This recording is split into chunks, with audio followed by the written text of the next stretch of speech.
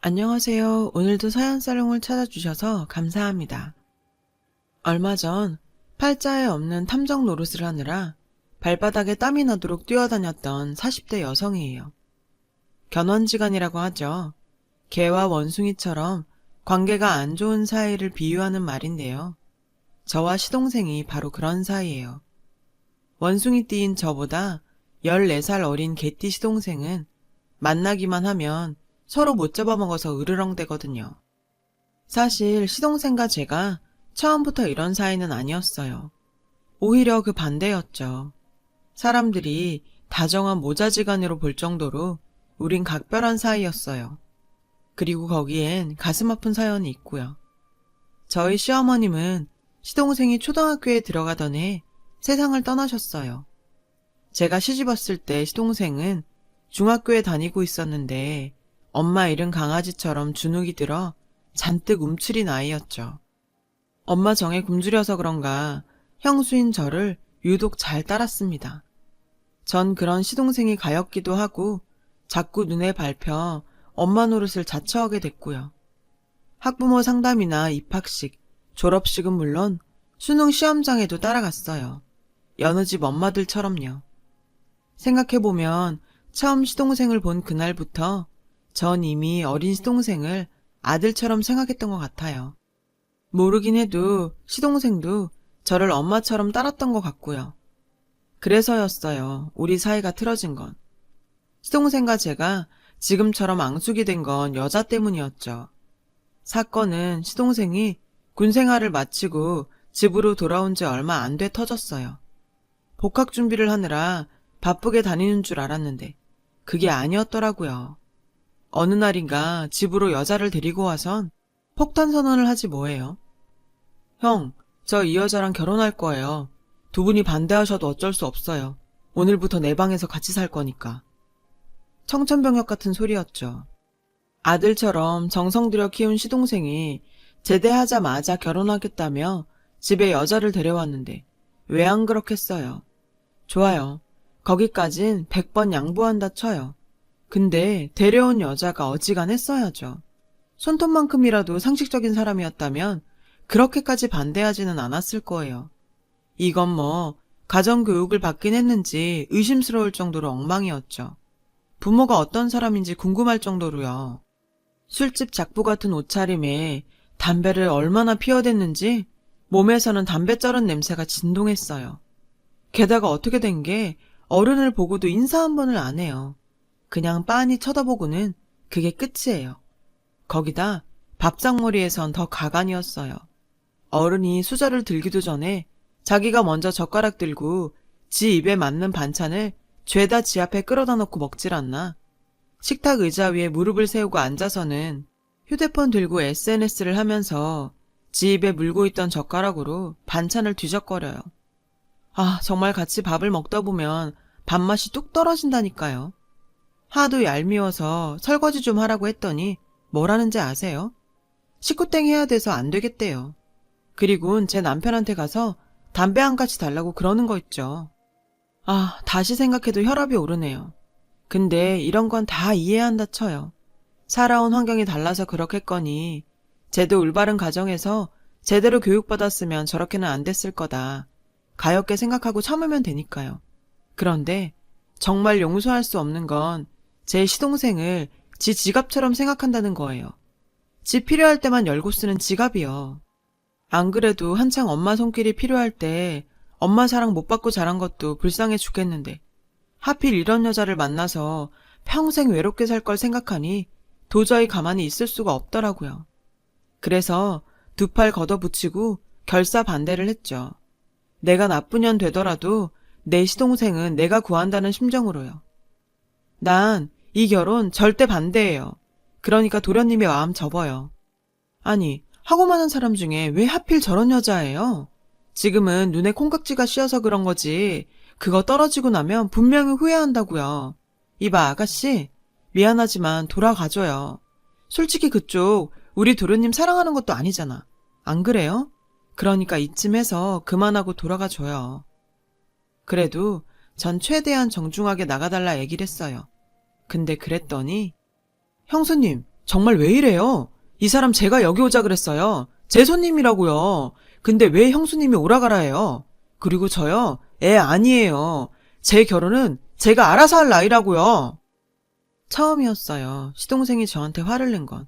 하지만 쉽게 물러설 수는 없었죠. 내가 오죽하면 이러겠어요. 결혼이요?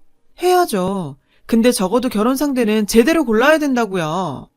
내가 남의 집 가정교육에 이러쿵저러쿵 할 일은 아니지만 그래도 최소한 이건 아니죠. 어떻게 결혼하겠다고 온 사람 행동이 저래요? 식구땡이요? 나 참 기가 막혀서. 도련님, 정신 좀 차려요. 그러자 여자가 벌떡 일어나 시동생을 밀치며 화를 내더군요. 야, 내가 너 좋다고 쫓아다녔냐? 내가 너한테 결혼하자고 졸랐냐고. 근데 내가 왜 이딴 소리를 들어야 돼? 내가 왜 저딴 아줌마한테 우리 집 가정교육 소리를 들어야 되냐고. 아, 됐어. 암튼 짜증나니까 돈이나 내놔. 난 이런 집구석에 못 사니까. 모텔이라도 잡게 돈 내놓으라고. 이건 뭐 적반하장도 정도가 있지 도저히 말이 안 통하는 애더라고요. 그래서 참다 못해 제가 한 소리 했죠. 이봐 아가씨, 지금 누구더러 돈을 내놓으래? 그쪽 잘 모텔은 그쪽 돈으로 구해. 이건 뭐 양아치도 아니고 삥 뜯는 거야? 뭐야? 아니, 지 행동은 저러고 다니면서 가정교육 탓하는 건 듣기 싫은가 보지? 경찰 부르기 전에 당신 이 집에서 나가. 당장 나가라고! 여자는 절 노려보더니 방에서 짐가방을 들고 나왔어요. 그 모습에 시동생은 전전긍긍하며 여자의 손목을 잡아 세웠죠. 그리고는 절 향해 핏대를 세우더라고요. 형수가 뭔데 이래요? 내 인생 내가 살겠다는데 형수가 왜 나서서 난리냐고. 나 이제 성인이에요. 형이나 형수 동의 없이 결혼할 수 있는 나이라고요. 그러니까 제발 내 인생에 신경 끄고 형수 인생이나 사세요. 제 인생은 제가 알아서 한다고요. 순간 저는 남편의 손을 잡았어요. 남편이 시동생의 뺨을 치려 손을 드는 게 보였거든요. 생각 같아선 저 역시 매를 들어서라도 정신 차리게 하고 싶었지만 그랬다간 정말 돌이킬 수 없을 것 같아 참았어요. 적어도 남편만큼은 시동생과 등을 져선 안 되니까요. 악역은 저로 충분하니까요.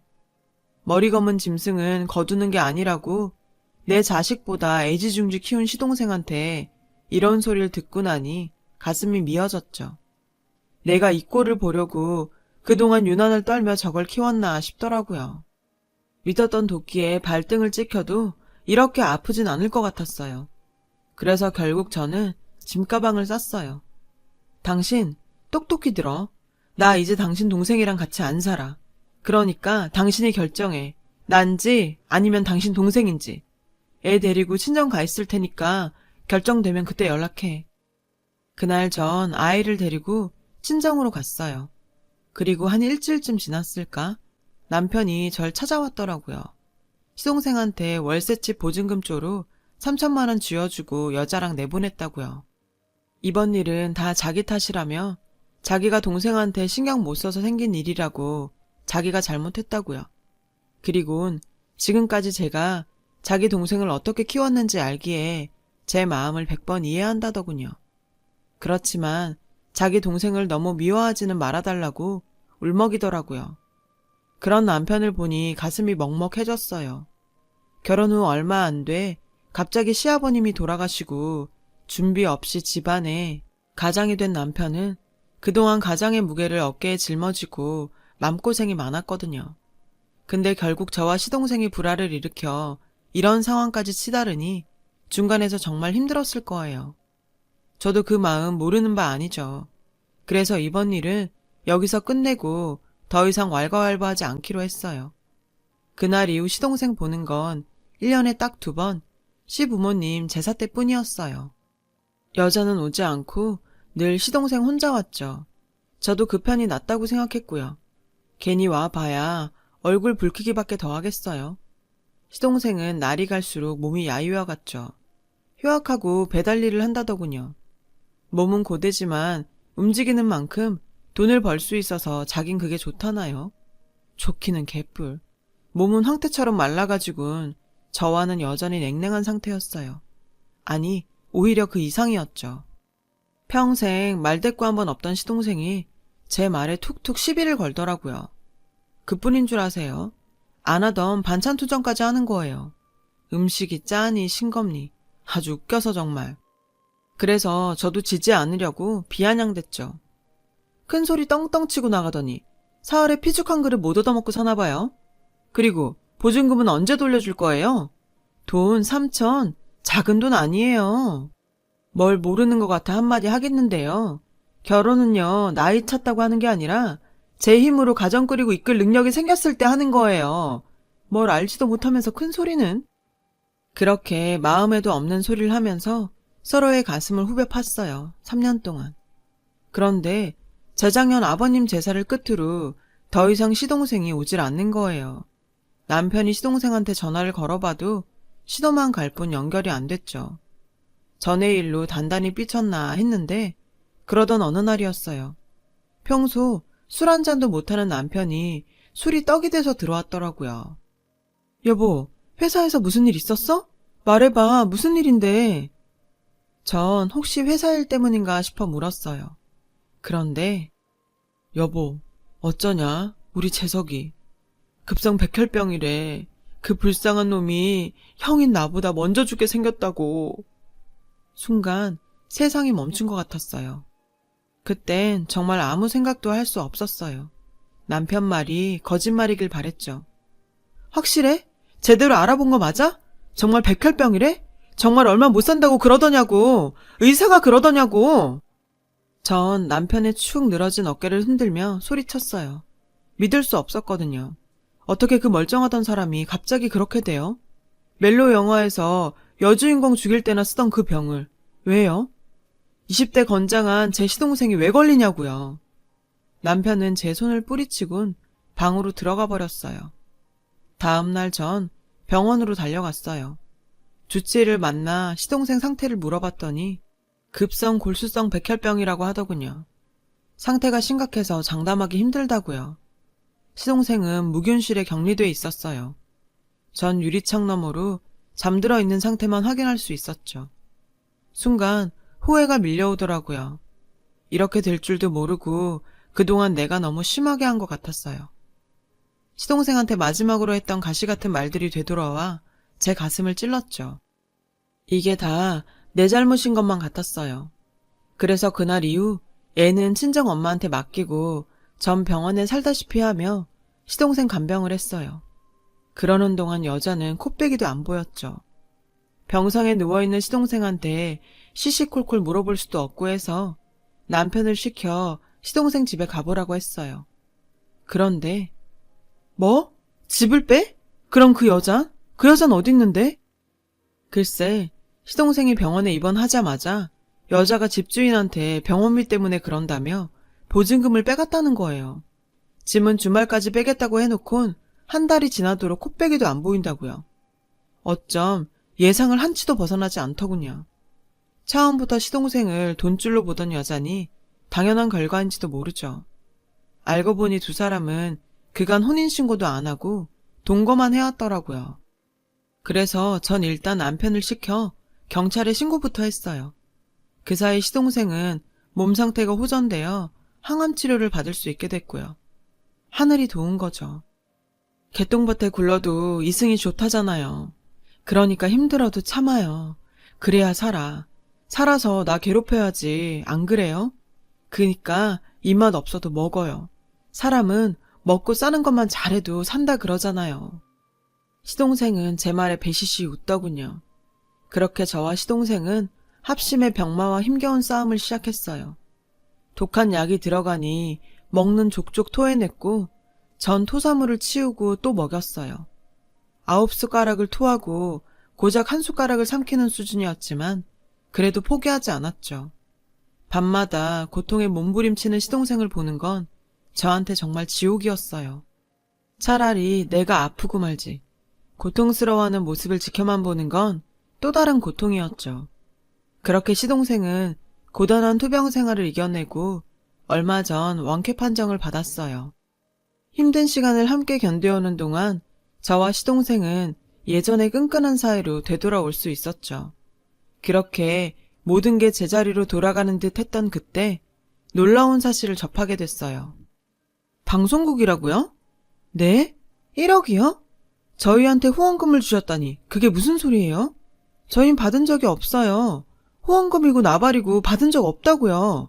도대체 뭔 소리를 하는 거야? 말인즉슨 시동생의 투병 사연을 라디오 방송에 내보냈고 청취자들이 시동생을 위해 후원금을 모아 보냈다는 거예요. 무려 1억이나요. 방송국 측에선 시동생 통장으로 분명히 돈을 보냈다며 계좌 확인을 하라더군요. 확인해보니 정말 1억이 들어왔더라고요. 바로 빠져나갔지만. 알아보니 사연을 보낸 사람은 시동생과 동거를 했던 그 여자였어요. 심지어 해당 방송과 전화 연결까지 해선 시동생의 상태를 전했고 자신이 곁에서 헌신적으로 간병을 하는 척 연기까지 했더라고요. 그리곤 시동생 계좌에서 후원금을 쓱싹한 거죠. 얼마 전 그동안 후원금을 받았던 사연의 후기를 엮어 방송에 내보내려 그 여자 폰으로 전화를 했지만 연결이 되지 않자 직접 병원에 연락을 했던 거였죠. 정말 인간 같지도 않은 거였어요. 지금껏 시동생 등골을 빼먹은 걸로도 부족해서 아픈 사람 팔아 후원금까지 가로채다니. 귀신들은 뭐 하나 몰라요. 이런 거 안 잡아가고. 그래서 귀신 대신 제가 직접 그년을 잡기로 했어요. 이게 사람을 135로 띄엄띄엄 본 모양인데 제가 또 집요하게 파고드는 거 하나는 귀신이거든요. 바람난 친구 남편 내연녀도 다 잡아줄 정도로 그쪽으론 제가 좀 빠삭이죠. 일단 시동생을 통해 그 여자 SNS를 죄다 찾아냈어요. 똥개가 똥을 끊지 그 여자처럼 SNS에 중독된 여잔 절대 그거 못 끊거든요. 그리고 역시 제 예상이 맞았어요. 보증금이며 후원금 가로챈 걸로 아주 잘 살고 있더군요. SNS엔 해외 고급 리조트에서 놀고 먹는 사진들로 도배가 되어 있었죠. 강남 강북할 거 없이 힙하다고 소문난 곳이면 어디든 달려가는 모양이었어요. 그래서 전 그 중에서 특히 여자가 애정하는 몇 곳을 추려 뻗치기에 들어갔죠. 마치 잠복 근무하는 형사처럼 차 안에서 빵과 우유를 때우며 그년을 기다렸어요.